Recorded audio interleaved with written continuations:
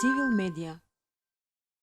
Kirovski është ka të drejtë. Pasi një nga këto zgjedhje futet me dozë të lartë të konfliktit. Nuk është asgjë e re dhe speciale kjo vetëm për masë pak i përcjell në zgjedhjet në Izrael. Të mos i më përmend ato në Turqi, ato të Evropës së Veriut, Brexit, Trump dhe kështu me radhë. Gjithë bota ka ardhur në shpërthim nervash. Dhe këto gjëra shpesh janë të ndërlidhur me mënyrën si do të jetë fati personal i atyre të cilët marrin pjesë në zgjedhjet të cilët fitojnë apo humbin dhe gjithnjëherë më tepër në botë politika është zero sum game, ato që fitojnë shumë më shumë, ato që humbin gjithçka. Të vi në pikën që është në duhet të bëj një analizë për ato se në këto zgjedhje prapë kemi dy anë të cilat me investim pak më ndryshe futen në këtë garë. Nga njëra anë është pushteti, i cila ka rëndësi të rëndësishme të fitojë në zgjedhje për shkak të një sër qëllimesh strategjike, por të cilat e cila edhe po të humb zgjedhjet presidenciale ndoshta zë personalisht brenda strukturës qeveritare nuk do të humbë në mënyrë dramatike edhe as lideri i asaj garniture apo strukture qeveritare zotërisë Zoran Zaev nuk do të pësojë së mbase në ndonjë të ardhme të afërt problematizimin e pozitës së vet të leadershipit në parti dhe në shtet. Më pas mund të bisedohet për zgjedhjet e parkohshme parlamentare, por kjo situatë gjithsesi kontrollohet më së shumti nga LSDM, që do të thotë zotëri Zaev, dhe shkuarja apo mos shkuarja në zgjedhje të tilla të parkohshme parlamentare do të jetë vendim politik të cilin do ta miratojë. Pushteti, siç thash, do të vazhdon të jetë në pushtet në shtet pavarësisht që do të ndodhë tani drejt për të drejtë në zgjedhjet presidenciale. Kjo nuk është situata me opozitën. Opozita në këtë zgjedhje nuk futet vetëm me ambicien të fitojë në nivel presidencial, por tekstualisht mbase edhe të mbijetoj personalisht në përbërje të udhëheqësisë së opozitës. Ka një atmosferë shumë të ndërlikuar atje, praktikisht kemi një situatë në të cilën de facto kryetari i opozitës zotri Mickoski nuk e kontrollon gjithë partinë, nuk kontrollon as gjithë grupin e deputetëve, ato janë në rrjedh të proceseve ende të ndërlikuara gjyqësore, ku edhe shumë prej krerëve të partisë fatin e kanë në rrezik nga mënyra se si do zhvillojnë reformat në gjyqësor dhe për ato fitoria dhe humbja në këto zgjedhje presidenciale është shumë më tepër dhe personale, jo vetëm punë politike. Kjo është situata në cilën gjendemi. Fjalën e kam këta. Deri tani nuk kam parë asnjë hulumtim apo ndonjë mendim duke përfshirë edhe ato që i marrin dhe publikojnë nga ana e opozitës dhe kolegë të mi të cilët merren me këtë thonë se nuk ekziston hulumtimi i tillë publiku, opozita fiton në zgjedhjet pra, edhe para disa ditëve u publikuan disa hulumtime mbi mendimet publik të cilat mendoj se i lexova në Republika, që është portali afërt me opozitën, ku Pendarovski u thëç me 2%. Flasim për ciklin e parë dhe për ato duke përfshirë këtu përjashtimin e votave të shqiptarëve nga rezultati që do të ketë Pendarovski. Të themi se kemi edhe 2-3 javë të plota dhe në politik 2-3 javë janë periudhë shumë e gjatë, mund të ndodhë çka mos. Nuk them se nuk mund të ndodhin ndryshime të mëdha në shifra dhe kështu me radhë, por nëse vazhdon ky inercion me të cilin por jedhen aktivitetet parazgjedhore me parashikimet për rezultatet zgjedhore në ciklin e parë, ne do të ballafaqohemi me situatë në të cilën opozita do duhet të vendosë ç'të bën në ciklin e dytë, për shkak se mbase që në ciklin e parë do të fitojnë shifra me të cilat nuk do të jenë të kënaqur. Në ciklin e dytë është supozim se këto shifra do të jenë shumë të këndshme për ato, për shkak se ky investim dhe kjo punë është shumë i vërtetshëm dhe shumë fisnik që e bën kandidati Bleri Mreka, dhe në fund mbase sipas gjitha presupozimeve nuk do të futen në ciklin e dytë, pjesë e madhe e këtyre votave do të ndoshta edhe mbi 90% të atyre votave do të jenë në dispozicion të pushtetit. Është tjetër çështje nëse gjithë ata votues do të votojnë dhe si do të votojnë, por duke supozuar se pjesë shumë e vogël e tyre po të mos ishte Bleri Mreka do të ishin përcaktuar për zonjën Kordana, Siliana Skaglavkova dhe jo Pendaruski nëse vendosen të votojnë. Kolegët e mi të cilët shumë vite merren me vlerësimin e këtyre shifrave zgjedhore, edhe pse unë përgjithsisht mendoj se është ndoshta bëhet një rezervë ndaj sondazheve publike, kulumtimeve të mendimeve publike për çfarë si gjithandaj në botë, po në mos që njerëzit zakonisht shumë gënjej. Unë jam por nga kualifikimet akademike jam një farë sociologu dhe kjo që po ndodh vite me radhë,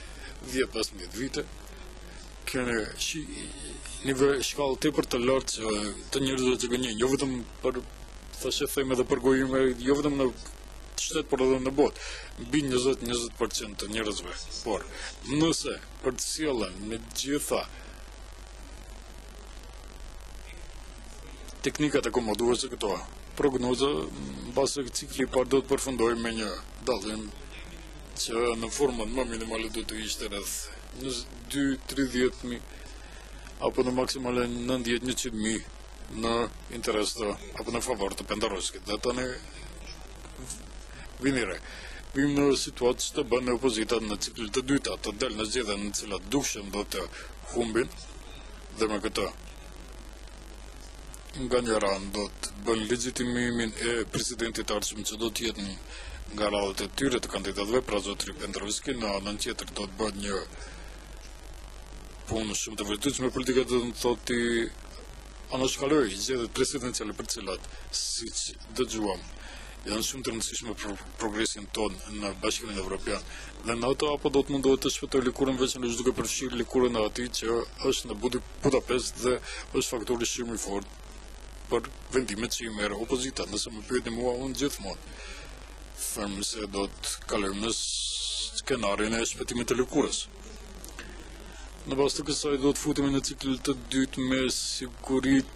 të fortë se nuk do të ketë zgjedhje, në formë minimum do të ketë bojkotim, a do të shohim a do të jetë publik apo i sinqert, në formën më negative mund të jetë ndonjë eskalim i parregullsive zgjedhore që do të shohim nëse dhe në çfarë kuantiteti do të mund të realizohen dhe performojnë, por së shpejti në ciklin e dytë do të shohim se nuk mund të realizojmë censusin për shkak se de facto pa pjesëmarrjen e opozitës vështirë të ketë mobilizim të tillë që në ciklin e dytë të zgjedhet kandidati i pushtetit me realizimin e censusit të domosdoshëm që do të thotë që Maqedonia më njëherë futet në krizë mbase i pari pas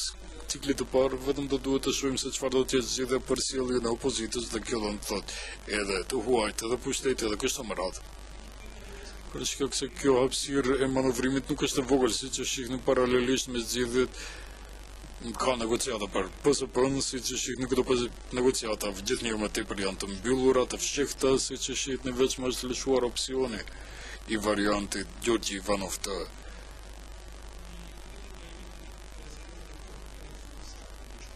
bën abolicion dhe nëse vendoset të falë, do të vendosë të falë dhe pastaj do të jetë në jashtë ligjeve, jashtë kushtetutës dhe kështu me radhë. Dëshiroj të them se është duke u zbatuar një fushat e ndyrë jashtë kësaj korreksie që dikush mendon se është pjesë e skenarit. Dhe veçanërisht 10 vite të parë veçanërisht nga në opozitë se kemi parasysh kur të dëgjojmë duar të përgjakura regjim dhe në aspekt të diktaturave, kartele dhe krim dhe kështu me radhë, gjithë kjo është ndoshta retorik pak më eskaluar, politike që mund të tolerohet në skena zgjedhore, për kur të krahasohen këtë me mundësinë kjo të jetë përgatitje për diçka që do të vijojë në ciklin e dytë, mua më duket se është probabiliteti shumë i madh se do të kemi zgjedhje të papërfunduara presidenciale të cilat do të shohim se si do të zhvillohen mbrapa skenës me gjitha negociatat që janë në rrjet,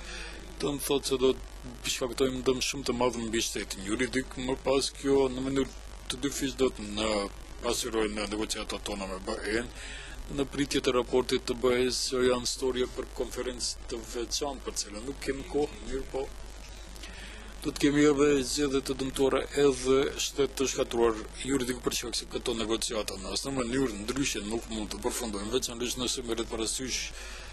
Zoran Zaev, i cili është një far lider i cili është i gatshëm për gjithçka, vetëm që të arrijë një far qëllim të projektuar në drejtim të cilit e zbaton, dhe kjo është një mënyrë produktive në aspekt të qëllimit, por mënyrë krejtësisht jo produktive në aspekt të vlerës politike dhe vlerave politike, të cilat më pas reflektojnë në shoqërinë ndër të tjerat, edhe me këtë nivel tepër të madh të cinizmit dhe demotivim tek njerëzit, edhe të marrin pjesë në zgjedhje. Ashtu që unë do t'i rekomandoj zotriut Derkovski të fillojnë me skenaret se si do t'ja bëjmë pas ciklit të dytë. Do të ketë interpretime të ndryshme të kushtetutës, por që se nuk do t'jetë të qartë nëse do të shkojmë në vazhdimin e zgjedhjeve të pasukcesshme, por do të fillojmë zgjedhje të reja nga e para. Kjo do të thotë se do të ketë dallime në termin sa do të gjatë pauza, do të jetë 40, 60, 2 muaj, ditë, 2 muaj, 5 muaj zotje, dhe pastaj do të ketë interpretim në sa do të jenë si komision zgjedhore, apo do të formohet tjetër komision. Nëse do duhet të shfrytëzohet të ndryshmet ligji për zgjedhje, për shkak se të gjithë vlerësojnë si negativ dhe kështu me radhë, po mund të jetë Talat Xhaferi kushtues detyre president edhe 6 muaj, 1 vit, kështu me radhë, pra prognoza ime për fati këtë që të cilën mundohem të a them pa afektim tepër të madh të situatës. Unë jam liberal, për nga besim dhe këtë që tha zot zonja Silianuska, nuk e kam të afërt dhe është e dukshme nga puna ime si gazetar, nuk kam probleme këtë. Por edhe pa pozitë të tillë politike, punët nuk shkojnë në drejtim të përfundimit të suksesshëm të zgjedhjeve, përveç nëse opozita nuk arrin të tejkalon veten në aspekt të interesave të saj personale, nëse faktori huaj që për ndryshe nuk besoj për çka se për të huajt Maqedonia, ne ende jetojmë në iluzionin se Ballkani është diçka e rëndësishme, mendoj se kjo tashmë nuk është rast. Ashtu që nuk besoj edhe ato të kenë ndonjë mekanizëm, veçanërisht duke pasur parasysh zgjedhjet në Evropë dhe në Komision Ndërimet, të cilën do të ballafaqojmë së shpejti në Bruksel, ne duke u futur në krizë politike për të cilën do të shohim si do ta përfundoj për 4-5 javë prej sot. Në këtë aspekt mendoj se është tepër e rëndësishme që edhe institucionet deri tani mirë kanë funksionuar, për shkak se në fund të fundit, pavarësisht që tha krizat politike, më e rëndësishme është që institucionet të funksionojnë, për shkak se ato janë shtylla, kurrizi i sistemit politik, ndërkaq politikanët në mënyrë të ndyrë, të pastër, kështu ashtu do të bëjnë marrëveshje të cilat të gjithë ne do të jemi në situatë pastaj të komentojmë, kritikojmë dhe në fund edhe të pranojmë ndoshta.